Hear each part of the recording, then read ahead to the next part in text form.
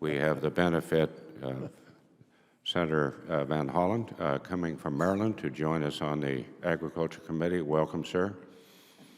Thank you, Mr. Chairman, and thank you for noting that. I'm very proud of the fact that I'm the first Maryland senator to serve on this committee since back in 1922, I believe. That's when he ended his service. He began in 1918. And Governor, it's great to see you, and I enjoyed our conversation as well. And I want to pick up on one of the things we talked about, which is the Chesapeake Bay, which is a national treasure. It's also vital to the economy in the state of Maryland, having a healthy and clean bay, both for the watermen, the people who get the bounty of the bay, the oystermen and the crabs, which many people around the country enjoy, to our tourism industry, where people from around the country come to the bay because of its beauty, and the boating industry.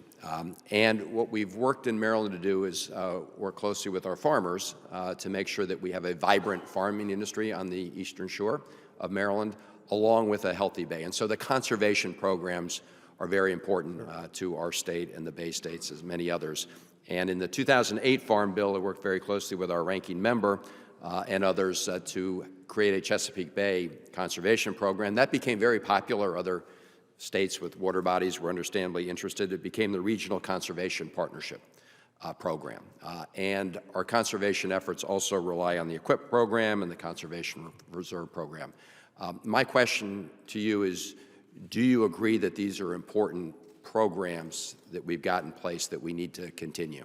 Senator, I certainly agree, because we cannot continue the progress that's been made in the Chesapeake Bay, and you've articulated what a vital resource nationally it is, and certainly for the people who live in that watershed and around that body of water for so many reasons. But I don't believe we can continue the progress that has been made, much to the credit of farmers, agribusinesses, and others who've acknowledged that the runoff of nitrogen and phosphorus has damaged that. And hopefully we can continue by, again, the education and the national NRCS there, that we could continue that program. So I certainly hope that we will be able to, and even increase and continue the progress. I appreciate that. And as you indicate, we've worked on a very cooperative relationship with the farmers in connection with this particular program. And as stewards of the land, it's very important that we have a good working and cooperative relationship, which we have had. I do just want to say, as a number of senators have raised the issue of the proposed budget cuts to the rural water and waste disposal loan grant program, I listened carefully when the chairman of our committee said that the President proposes and the Congress disposes, and it's great to have the chairman of the Appropriations Committee here, as well as the chairman of the Subcommittee Appropriations for Agriculture. So we're going to hopefully work to make sure we address those issues. I can tell you 15 of Maryland's 24 counties would be in really tough positions if they don't get the benefit of those loans. And I also say I look forward to working with the chairman of the Appropriations Committee on the EPA budget. The Trump administration proposal wipes out the EPA's Chesapeake Bay program, which has been had bipartisan support in our state of Maryland. So I do want to flag that issue. Senator Donnelly and others talked about crop insurance and dealing with risk.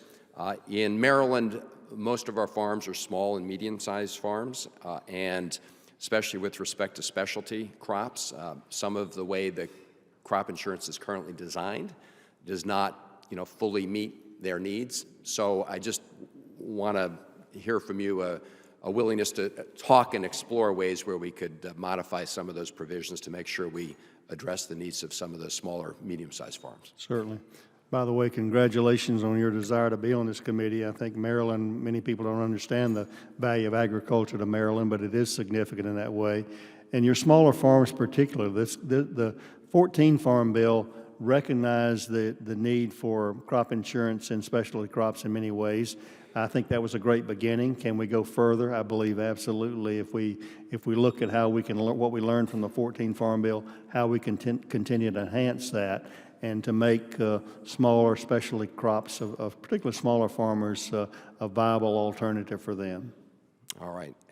Finally, on the food and nutrition programs, I just want to add my voice to our senators who have said how important that is to our states. And finally, Mr. Chairman, if I could just say that we have in Maryland an 1890 land-grant HBCU, University of Maryland Eastern Shore, that's doing innovative work. You know that our HBCUs have faced significant challenges, including maintenance funds and others, and I know you've worked on this issue.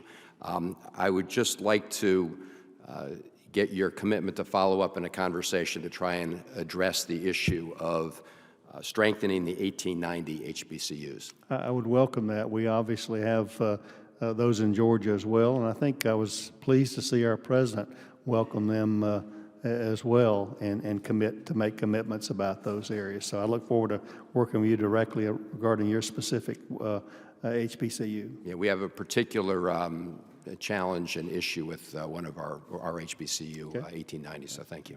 Thank you, Mr. Chairman.